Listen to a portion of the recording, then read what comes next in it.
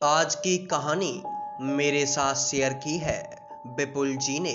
ये और भी कई कहानियाँ मेरे साथ शेयर कर चुके हैं। दरअसल ये कहानी गुजरात में काफ़ी ज़्यादा फेमस है और इस कहानी को इन्होंने अपने गांव के बूढ़े बड़े लोगों से कई बार सुना है।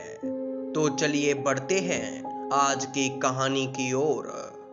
आप देख रहे हैं पैक हॉरर केपी चौधरी के साथ। विपुल जी बताते हैं कि आज से लगभग 700-800 साल पहले एक राजा के राज्य में एक भूत का कहर इतना ज्यादा बढ़ गया था कि खुद राजा भी उस भूत से काफी ज्यादा परेशान हो गया था।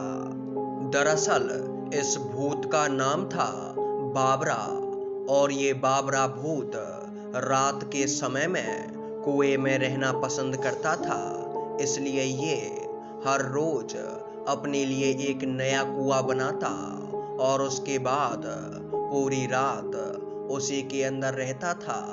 और दिन के समय में ये बाबरा भूत कुएं से बाहर निकलता और इसे गांव में जो कुछ भी पड़ा मिल जाता उस सब को उठाकर यानी चोरी करके उस कुएं के अंदर ले आता था। और इसकी ये घटनाएं अब उस राजा के राज्य में लगातार होने लगी थी। दरअसल ये बाबरा भूत बुद्धि से थोड़ा सा कमजोर होता था, यानी कि इसमें दिमाग नाम की कोई चीज ही नहीं थी। और इसके अलावा ये अपने शरीर से इतना ज़्यादा ताकतवर होता था कि आप इसकी ताकत की कोई कल्पना नहीं कर सकते। और इसके अलावा ये बाबरा भूत कभी भी किसी का भी रूप धारण कर सकता था, यानी कि ये रूप बदलने में बिल्कुल माहिर था। ये बाबरा भूत रूप बदलने में इतना ज़्यादा माहिर था कि ये रात के समय किसी के भी घर चोरी कर ले जाता था और उसके बाद जब दिन निकलता था तो ये भूत उसी के घर पहुंच जाता था और जिसके घर चोरी हुई थी उसको तसल्ली देता था कि कोई बात नहीं और खा कमा लेना, ये तो चोरी है, होती रहती है। आप एक एग्जाम्पल से समझो, जैसे कि ये बाबरा भूत रात के समय में बनवारी के घर गया और वहां से इसने एक मुर्गी को पकड़ा और उस मुर्गी को अपने कुएं के अंदर ले आया और उसे खाकर वहीं अपना पेट भर लिया। उसके बाद जब दिन निकलता था और जब बनवारी को पता चलेगा कि उसकी मुर्गी गायब है और जब वो 2-4 लोगों को वहां पर इकट्ठा करे कि आखिर मेरी मुर्गी गई तो गई कहाँ, शायद चोरी तो नहीं हो गई, तो ये बाबरा भूत उसके ही किसी रिश्तेदार का रूप बनाकर वहां पहुंच जाता था और फिर उससे कहता था, कोई बात नहीं भाई, मुर्गी ही तो थी, कोई ले गया होगा, आखिर खाने की ही तो चीज है, तुम इसे दिल पर मत लो। और तुहार भाई काहे लिए है? अरे ससुरा, हम सही बता रहे हैं, हम पकड़ेंगे उस चोर का और मुर्गी को मरने से पहले राम जी की कसम हम उस चोर को ही मार डालेंगे। और उसके बाद वो बाबरा भूत उस मुर्गी के मालिक को तसल्ली देने के बाद अपने कुएं के अंदर आता और वहां पर जोर जोर से हंसकर कहता था, अरे बनवारी, या तेरे को मुर्गी नहीं मिलेगा, काहे से कि हम उसको मस्त तेल में फ्राइड करके खा गए बाबा। और इसके बाद वो बाबरा भूत अगले दिन फिर कुएं से निकलता और फिर किसी के घर किसी ना किसी सामान की चोरी करता था। और चोरी करने के बाद वो बाबरा भूत उसी के घर पहुंचकर उसे तसल्ली देता था और इस तरह से उस राजा के राज्य में चोरी करने की घटनाएं काफी ज्यादा बढ़ने लगी थीं। इसी बीच उस राजा को अपने राज्य में एक और किला बनवाना था। इसलिए उस राजा ने अपने राज्य में काफी सारे पत्थर मंगवाए, जिससे कि वो एक अच्छा सा किला बनवा सके। लेकिन उसी समय पर उस बाबरा भूत को अपने लिए एक नया कुआं बनाना था, और वो चाहता था कि इस बार का कुआं पहले वाले कुओं से काफी ज्यादा बड़ा और सुंदर होना चाहिए। और इसलिए उस बाबरा भूत को काफी ज्यादा बड़े बड़े पत्थरों की जरूरत थी। और इसलिए बाबरा भूत दिन के समय में रूप बदलकर पत्थरों की तलाश के लिए निकल पड़ा। और उसे जब राजा के द्वारा मंगाए हुए वो बड़े बड़े पत्थर दिखाई दिए तो बाबरा भूत काफी ज्यादा खुश हो गया। उसने सोचा कि मेरे कुएं को बनाने के लिए इनसे अच्छे पत्थर कहीं मिल ही नहीं सकते। और अगली ही रात वो बाबरा भूत राजा के द्वारा मंगाए गए उन पत्थरों में से लगभग आधे पत्थरों को चुरा कर ले गया। और जब ये बात अगले दिन राजा को पता चली तो राजा को काफी ज्यादा गुस्सा आया, और राजा ने अपने सैनिकों को रात के समय में पहरेदारी के लिए उन पत्थरों के पास खड़ा कर दिया। लेकिन अगली रात भी उस जगह से काफी सारे पत्थर गायब थे। लेकिन जब राजा ने अपने सैनिकों से पूछा कि तुमने किसी को देखा था, आखिर कौन हमारे पत्थरों को चुरा कर ले जा रहा है, तो वो सभी सैनिक एकदम चुप रहे, क्योंकि उनमें से किसी ने भी उस भूत को पत्थर ले जाते हुए नहीं देखा था। और इसके बाद उस राजा ने ये फैसला किया कि अगली रात वो खुद ही उन पत्थरों की निगरानी करेगा।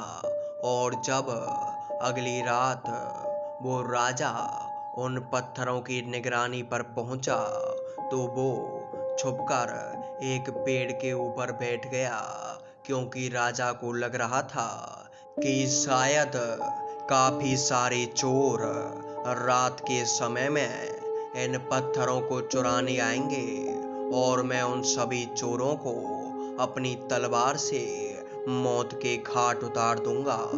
लेकिन जब काफी रात हो गई तो फिर राजा ने उस पेड़ से इधर उधर झांक कर देखा तो उस राजा को एक बौना सा इंसान उन पत्थरों की तरफ जाता हुआ नजर आया। और इसके बाद उस राजा ने पेड़ से उतरकर उस बौने इंसान का पीछा करना शुरू कर दिया। उसने सोचा कि शायद ये इंसान उन चोरों की गैंग का कोई सदस्य होगा, जो कि ये देखने आया है कि यहाँ पर सैनिक तो मौजूद नहीं है।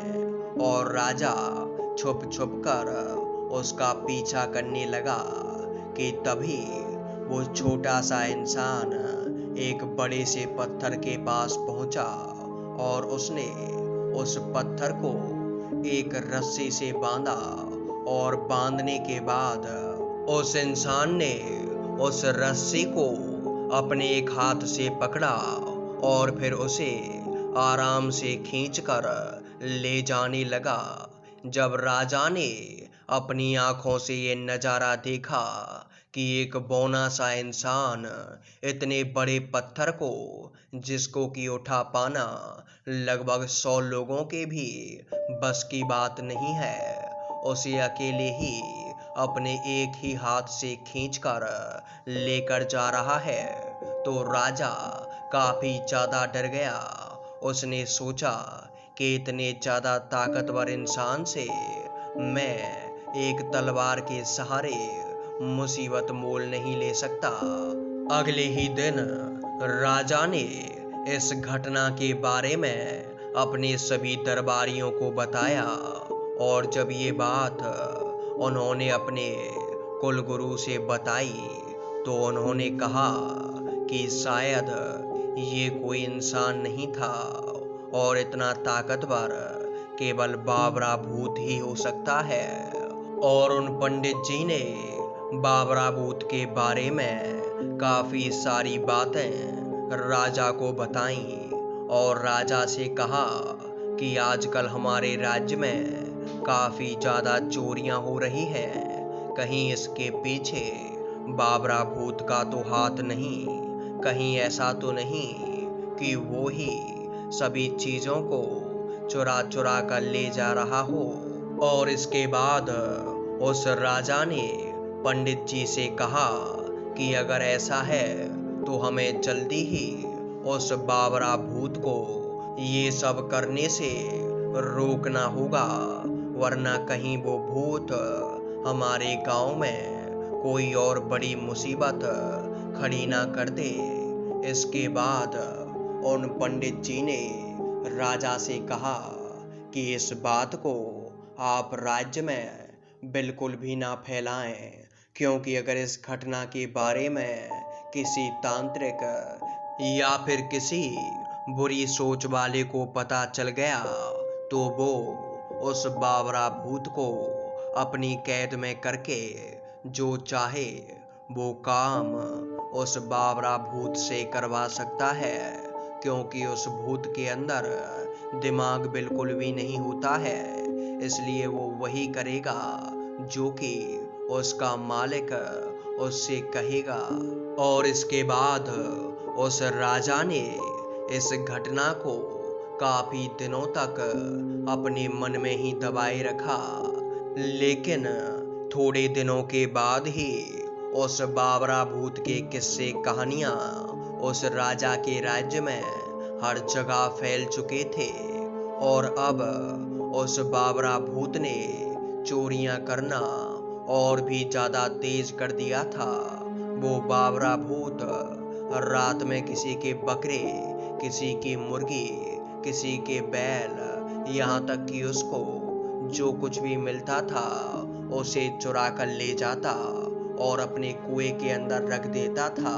वो जिन भी मुर्गी या फिर बकरों को ले जाता था उन्हें वो रात में वहीं खाता और उसके बाद फिर अगले दिन अपने कुएं से बाहर निकलकर किसी अलग चोरी की तलाश में निकल जाता था। और एक दिन वो बाबरा भूत राजा का भेष बदलकर दिन में राजा से भी पहले उसके दरबार में आकर बैठ गया और उसने अपने दरबारियों को ये हुक्म दे दिया कि शायद वो भूत जो कि हमारे राज्य में चोरियां करता फिर रहा है वो किसी का भी रूप धारण करने में माहिर है और हो सकता है कि अब वो मेरा भेष बदलकर इस राज्य में घुसने की कोशिश करे। इसलिए जब भी तुम्हें मेरे रूप का कोई भी आदमी दिखाई दे तो फौरन उसे गिरफ्तार कर लिया जाए और उसे बंदी बनाकर जेल में डालकर और उसे पूरे दिन कोड़े मारे जाएं, ताकि वो भूत अपने असली रूप में आ सके। और ऐसा कहने के बाद वो बाबरा भूत मन ही मन हंसने लगा। और जब राजा उस दरबार में आने लगा तो सैनिकों ने उसे वहीं पकड़कर उसे जेल में डाल दिया और उन्होंने सोचा कि शायद अब बाबरा भूत पकड़ा जा चुका है। और फिर पंडितों ने और वहां के सभी दरबारियों ने उसे दिन भर कोड़े मारे। लेकिन जब रात हुई तो जो बाबरा भूत राजा का रूप लेकर उस राज्य की गद्दी पर बैठा हुआ था उसका असली रूप रात होते ही सभी लोगों के सामने आ गया। लेकिन वो बाबरा भूत इतना ज्यादा मंदबुद्धि था कि उसे अब भी पता नहीं चला कि रात हो चुकी है और मैं अपने असली रूप में आ चुका हूँ। वो अब भी वहाँ के लोगों को भाषण दे रहा था और उनसे बार बार कुछ ना कुछ नया काम करने के आदेश देता ही जा रहा था। और जब दरबार के सभी दरबारियों को पता चला कि ये बाबरा भूत ही दिन में राजा का भेष बदलकर इस गद्दी पर बैठा हुआ था और हमने दिन में जिसे मारा था वो हमारे राजा ही थे, तो वो काफी ज्यादा डरे और उन्होंने उस बाबरा भूत को पकड़ने की कोशिशें की।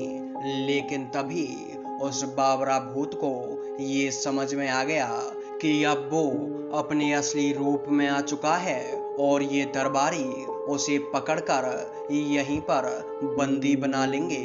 तो उसने एकदम से एक शेर का रूप बदला और शेर की तरह दहाड़ते हुए उस दरबार से निकल गया। इसके बाद सभी दरबारी और वहां पर उपस्थित सभी सैनिक काफी ज्यादा चिंतित हुए। पहले तो उन्होंने अपने महाराज को उस काल कोठरी से निकाला और उसके बाद अपने महाराज को दिन के समय हुई इस घटना के बारे में बताया। जब उस राजा ने ये बातें सुनी तो वो काफी ज्यादा घबरा गया।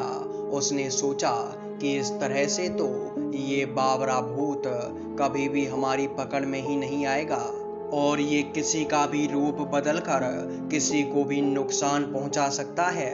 राजा ने अपने राज्य के सभी बुद्धिमान पंडितों को बुलाया और उनसे कहा कि जो भी इस बाबरा भूत को कैद करेगा उसको सबसे बेहतर इनाम दिया जाएगा। अब उस राज्य के सभी पंडित उस भूत को पकड़ने की तैयारियों में जुट गए। लेकिन यही घटनाएं लगभग 3 महीने तक चलती रहीं और किसी के भी हाथ वो भूत नहीं आया। लेकिन एक दिन उस राज्य में एक शादी हो रही थी और जब दूल्हा अपनी दुल्हन को लेकर उस गांव से अपने गांव की तरफ जा रहा था तो उस दूल्हे को रास्ते में काफी जोर की प्यास लगी और उसने अपनी बैलगाड़ी एक मंदिर के पास रुकवाई और वहां पर वो पानी पीने के लिए चला गया। लेकिन तभी ये नजारा बाबरा भूत देख रहा था। उसने तुरंत ही दूल्हे का रूप लिया और उसके बाद वो बाबरा भूत उस बैलगाड़ी में दुल्हन के साथ बैठा और उस बैलगाड़ी को आगे की तरफ बढ़ने के लिए कहा। लेकिन जब उन लोगों को वही दूल्हे मंदिर के भीतर खड़ा हुआ नजर आया तो वो एकदम से हैरानी में पड़ गए और उन्होंने अपनी अपनी बैलगाड़ियों को वहीं पर रोका। और इसके बाद जब वो असली दूल्हे बैलगाड़ियों के पास आकर पहुंचा तो उसने जब अपनी दुल्हन के साथ उस बाबरा भूत को अपने ही रूप में देखा तो वो भी एकदम से हैरानी में पड़ गया और उसने उस बाबरा भूत से कहा कि तुम कौन हो। और वहां पर उपस्थित सभी लोग भी काफी ज्यादा हैरान थे। उन्हें ये समझ नहीं आ रहा था कि आखिर असली दूल्हे कौन है। और फिर इसके बाद बाबरा भूत और उस असली दूल्हे में लड़ाई होना शुरू हो गया। और जब उन दोनों की बहस चल रही थी तो वहां पर एक पंडित जी आए और पंडित जी उन दोनों ही दूल्हों को एक ही रूप में देखकर ये समझ गए थे कि हो ना हो इनमें से कोई एक बावला भूत है और इसलिए उन्होंने एक युक्ति लगाई। उन पंडित जी ने कहा कि तुम दोनों में से जो भी इस बैलगाड़ी के पहिए के अंदर से निकल जाएगा वही असली दूल्हे मान लिया जाएगा। और इसके बाद बाबरा भूत ये सुनकर काफी ज्यादा खुश हुआ और उसने एकदम से अपना रूप बिल्कुल छोटा कर लिया और उसके बाद वो बैलगाड़ी के पहिए के अंदर से निकल गया। और इसके बाद वहां पर उपस्थित सभी लोगों को पता चल गया कि जो ये दूसरा दूल्हे है ये और कोई नहीं बल्कि बाबरा भूत है। बाबरा भूत के अंदर इतना भी दिमाग नहीं था कि वो पंडित जी की इस चाल को समझ पाता। उसने बिना सोचे समझे ही उस गाड़ी के पहिए से निकलना शुरू कर दिया। और जब वो बाहर निकल कर आया तो पंडित जी ने अपने मंत्रों से उसे पकड़ना चाहा, लेकिन वो इतना ज़्यादा ताकतवर था कि पंडित जी को उसे पकड़ना काफ़ी भारी पड़ा। और फिर पंडित जी ने काफ़ी ज़्यादा मंत्रोच्चारण और बहुत मेहनत करने के बाद उस बावरा भूत को अपने कब्जे में किया। और उसके बाद उसे एक घड़े में बंद करके काली माता के मंदिर के पास एक कुआं बनवाया गया। और उसके बाद उस बावरा भूत को उस कुएं में कैद कर दिया गया।